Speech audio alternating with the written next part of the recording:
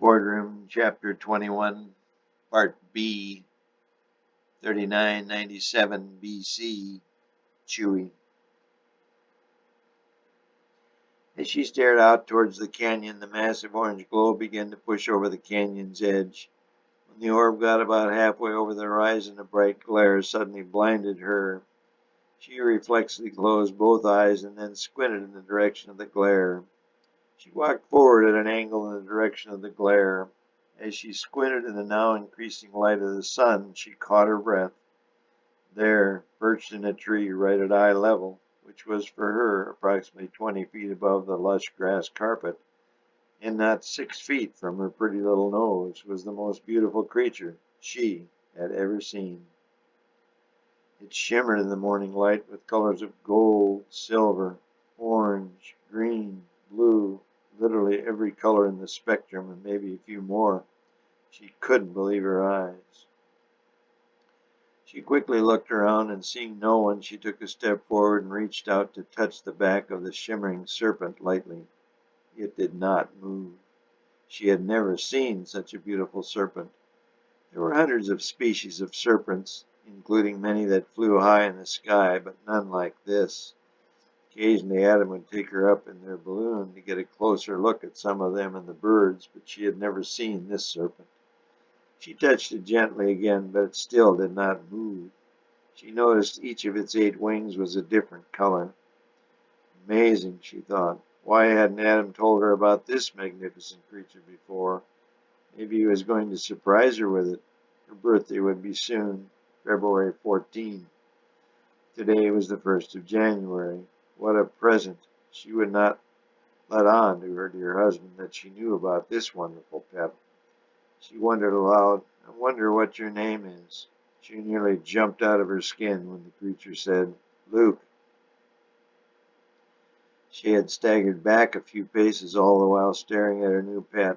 Finally she got up enough nerve and said, What did you say? She did not expect an answer, but got one just the same. My name is Luke, Evie. The voice was clear as a bell, but somewhat higher pitched than Adam's. Only Adam calls me Evie, she said. Not Pops, nor Spirit, or Junior use that name. I'm pleased to meet you, Evie. She could now see the serpent's head, and its mouth moved as it spoke just as hers did. Amazing, she thought. The only animals she had ever heard speak were birds, and those you had to teach words to. Then after you did that, they wouldn't shut up. She gathered her courage and stepped forward again. Do you know my husband Adam? She wondered what the other words Adam had taught this marvelous creature. Yes, he taught me to speak. In the perfect world, even Luke was unaccustomed to lying, but he vowed he would get used to whatever it would take to win this war. An angel with sufficient power could do whatever he needed to serve his purpose. Beginning to relax, she reached out to touch the silvery serpent again. I think I'll change your name to Prism, she said, still amazed at the multicolored beast. Pardon? The being said. You are so beautiful and so colorful, just like a prism. The huge head of the serpent just stared back at her. Its head, she judged, was almost the size of her own, and it must be at least 60 feet long as it wrapped around the branch after branch of the massive tree. She began to caress the huge body of the serpent, and it responded by contracting and relaxing its muscular body in a slow rhythm. The motion soothed and relaxed her, something she had not done much of these past couple of months. Adam had been sweet, but somehow distant lately. She so missed their closeness, and for the life of her, she didn't know how to get that closeness back. But she would keep trying. The serpent's motions continued as she stroked its smooth, almost metallic skin. The effect was almost hypnotizing, and she found herself being aroused by the activity. She wondered if the serpent's had... No, she stopped her train of thought out loud. Right, the serpent said. She wanted to turn and walk away, but her continued curiosity would not allow her to do so. What? She asked. I said right. I don't understand. He said you will die. Who said? Your father and mine said so. Only if we ate of the tree of knowledge. Well, Evie, it's just not true. He began to slowly wind his tail around her ankle and calf, but she did not resist. But father said so. Well, let me show you. The serpent arched his neck and took a bite out of a beautiful golden apple. So, Eve said skeptically, maybe there is a slow poison and you'll die tonight. Evie, dear, I eat one of these every day. It keeps my coat shiny. He took another bite. Father said so. You better quit. I don't want you to die. The serpent had now wound his shimmering tail around her left leg all the way up to her upper thigh.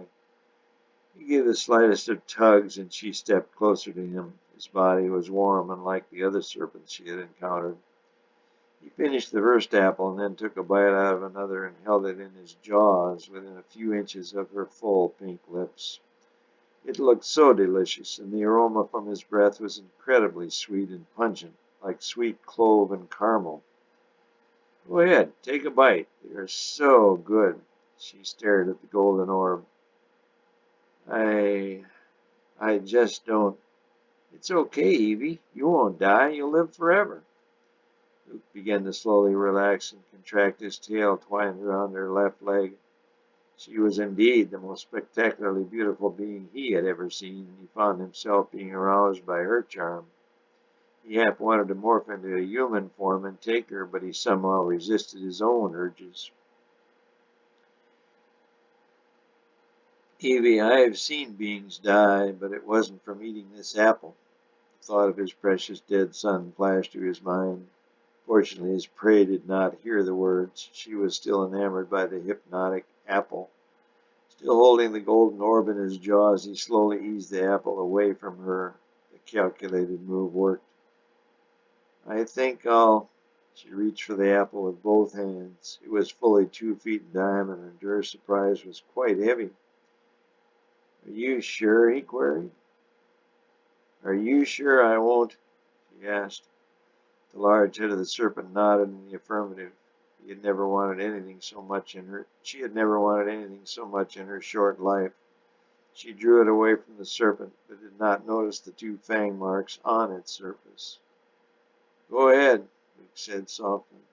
She held the apple up to her lips, opened her mouth wide, and took a big bite.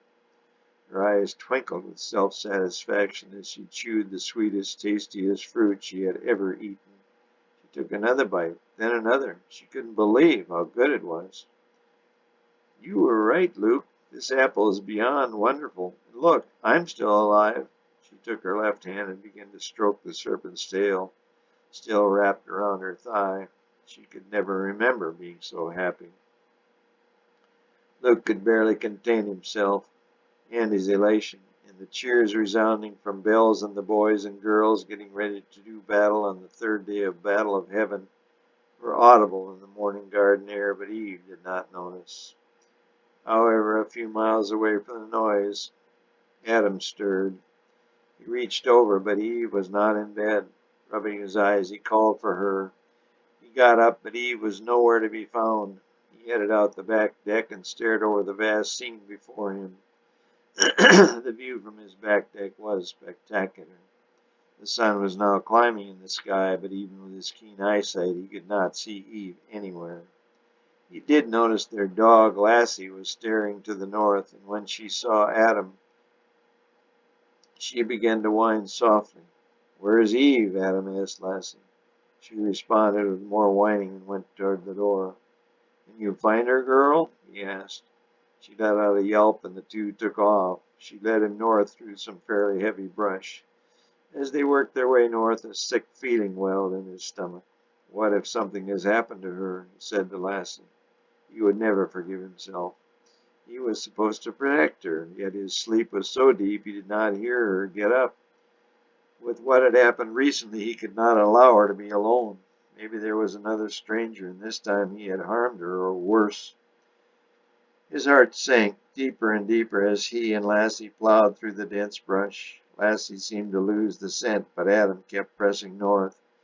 Finally, he worked his way into a clearing, and his heart dropped all the way to his toes as he surveyed the little scene. Luke quickly uncoiled his tail from Eve's leg. She immediately saw Adam and exclaimed, "Honey, I'm so glad to see you. Come here and have a taste. It's the sweetest ever. And look, I'm not dead," she said, holding out both arms and doing a little pirouette. Adam stared in disbelief. "This gorgeous serpent here told me it was okay, and he was right. Father was wrong. Here, baby, take a bite." She held the golden apple to his lips. She was now on her third one. He had never been able to say no to her, and today would be no different. She began to stroke his long, dark hair with her free hand. She always knew what button to push. "Okay, baby," he sighed. He took a big bite of the sweet orb, and as he chewed, he glared at the shiny serpent with a smirk now on its face. By now, Lassie had arrived and began to growl at the serpent with a deep, steady growl. But Luke did not so much as twitch.